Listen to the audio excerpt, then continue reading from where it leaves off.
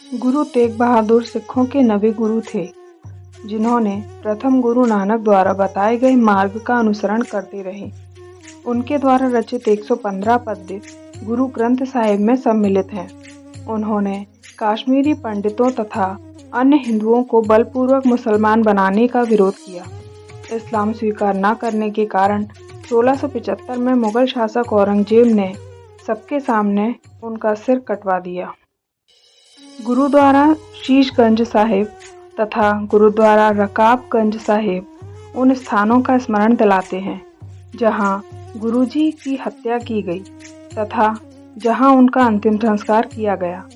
विश्व इतिहास में धर्म एवं मानवीय मूल्यों, आदर्शों एवं सिद्धांत की रक्षा के लिए प्राणों की आहुति देने वालों में गुरु तेग बहादुर साहब का स्थान अद्वितीय है।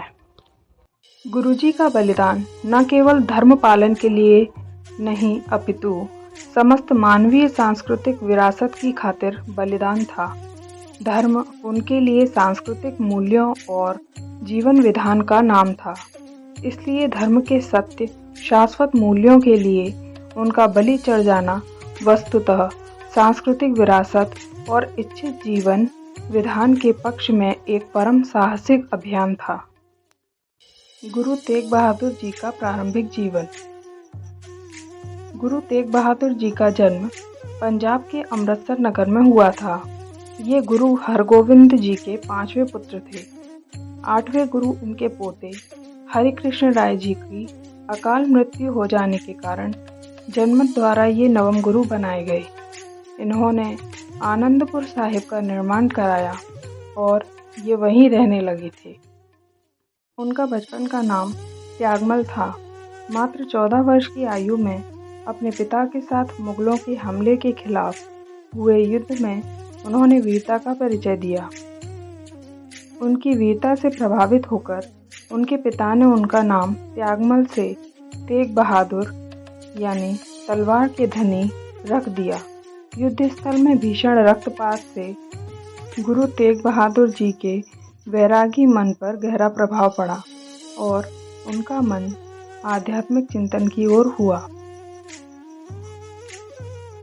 धैर्य, वैराग्य और त्याग की मूर्ति गुरु तेग बहादुर जी ने एकांत में लगातार 20 वर्ष तक बाबा बकाला नामक स्थान पर साधना की। 8वें गुरु हरिकृष्ण जी ने अपने उत्तराधिकारी का नाम लेने के लिए बाबा बकाले का निर्देश दिया। गुरुजी ने धर्म के प्रसार के लिए कई स्थानों का भ्रमण किया। आनंदपुर साहब से कीरतपुर, रोपण, सैफाबाद होते हुए वे खिलाफा पहुँचे। यहाँ उपदेश देते हुए दमदमा साहब से होते हुए कुरुक्षेत्र पहुँचे। कुरुक्षेत्र से यमुना के किनारे होते हुए कुड़ामानकरपुर पहुँचे और यहीं पर उन्होंने साधु भाई मलूक दास का उद्धार किया। गुरु तेग बहादुर जी प्रयाग, बनारस, पटना, असम आदि क्षेत्रों में गए, जहां उन्होंने आध्यात्मिक, सामाजिक, आर्थिक उन्नयन के लिए रचनात्मक कार्य किए। आध्यात्मिकता, धर्म का ज्ञान बांटा, रूढ़ियों, अंधविश्वासों की आलोचना कर नए आदर्श स्थापित किए। उन्होंने परोपकार के लिए कुएं खुदवाना, धर्मशालाएं बनवाना आदि कार्य भी किए। इन्हीं यात्राओं में 1666 में गुरुजी के यहाँ पटना साहब में पुत्र का जन्म हुआ, जो 10वें गुरु गुरु गोविंद सिंह बने। गुरु तेग बहादुर जी सिखों के 9वें गुरु माने जाते हैं। औरंगजेब के शासनकाल की बात है। औरंगजेब के दरबार में एक विद्वान पंडित आकर रोज गीता के श्लोक पढ़ता और उसका अर्थ सुनाता था, पर वह पंडित गीता में से कुछ श्लोक छोड़ दिया करता था। एक दिन पंडित बीमार हो गया और औरंगजेब को गीता सुनाने के लिए उसके अपने बेटे को भेज दिया, परंतु उसे बताना भूल गया कि उसे किन किन श्लोकों का अर्थ राजा के सामने नहीं करना है। पंडित के बेटे ने जाकर औरंगजेब को पूरी गीता का अर्थ सुना दिया।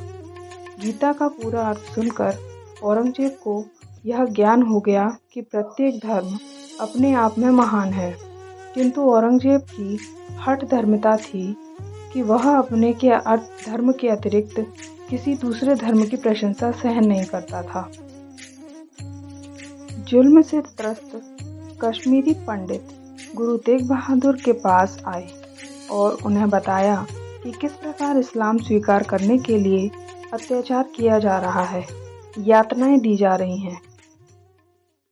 गुरु चिंतातुर समाधान पर विचार कर रहे थे तो उनके 9 वर्षीय पुत्र बाला प्रीतम यानी गुरु गोविंद सिंह ने उनकी चिंता का कारण पूछा।